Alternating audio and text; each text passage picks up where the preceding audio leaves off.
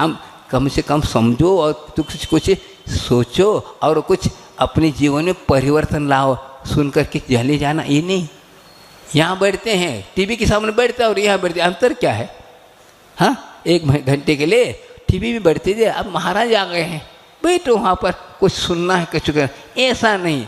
इसके दौरान उसमें के दौरान बहुत अंतर है भाई। तो वहाँ पर बंद का कारण है, यहाँ हाँ क्या है? ये बंद का कारण निर्जरा का कारण है, संवर का कारण है, मुक्ति के लिए कारण है, आदि आदि सोचो, तब ये धर्म करना क्या होगा? सार्थक होगा। अन्यथा धर्म के रहस्य नहीं, बाहर हाँ शब्दात्मक तो नहीं है, लेकिन शब्द के माध्यम से हम अंदर जाएं अंतर जगत में, तब वो शांति मिलने वाली है। बात में ये है, तो ये बार बार कहना पड़ता है। इस प्रकार भगवान की वाणी को सुनने के कारण, सुनाने के कारण कर्म निर्जा होती, इस भाव को हमने श्रद्धा करके उपदेश देते हैं, तो हमारे क्या होगा? कल्याण होगा। ये है कल्याण तो होगा अंतरंग से, लेकिन यह वाणी सुनने से क्या होगी?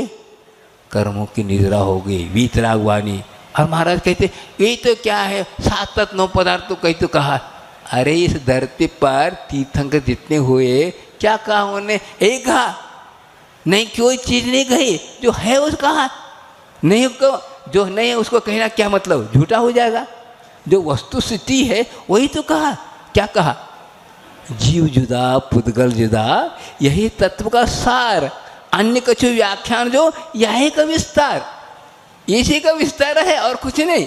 कोई ग्रंथ उठाओ, 4 अन्य उठाओ, क्या किस लिए कहा जा रहा है? भैया जीव अलग है और शरीर अलग है, इसको बात बताने के लिए अनेक प्रकार के भाषाएं, अनेक प्रकार हाँ द्वादशांग की रचना हुई और कुछ नहीं। द्वादशांग की रचना पढ़ने के बाद भी आपको कल्याण हो नियम नहीं, भेद विज्ञान होना जरूरी है। इसलिए कहा सारभूत तो ये जीव अलग है और पुद्गल अलग है, इस बात को बताने के लिए इतनी बातें की गई। ये समोसन रचना आदि आदि और ये सब कुछ करके अनेक भाषाओं में व्याख्या की।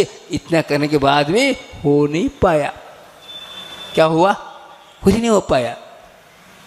क्यों नहीं हो पाया?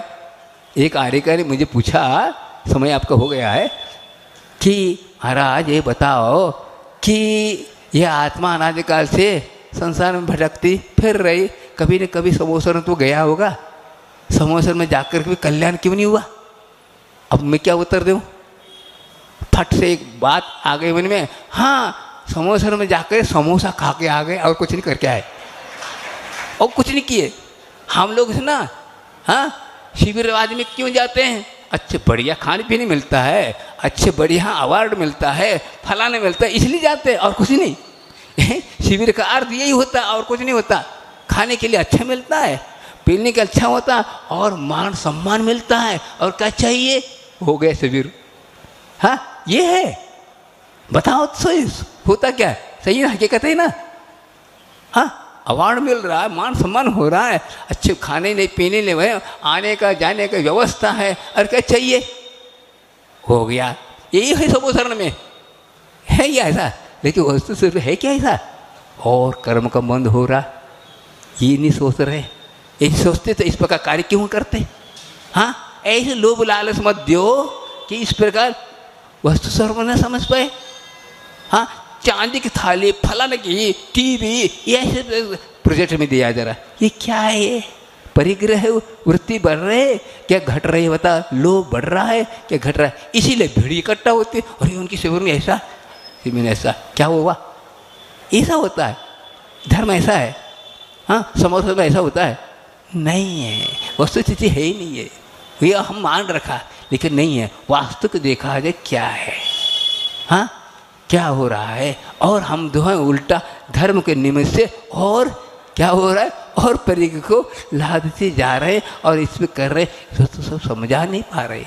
तो वस्तु स्थिति ये नहीं है, ये हो ही नहीं, होना भी नहीं चाहिए। परिग्रह को जितना, ये परिग्रह क्या है?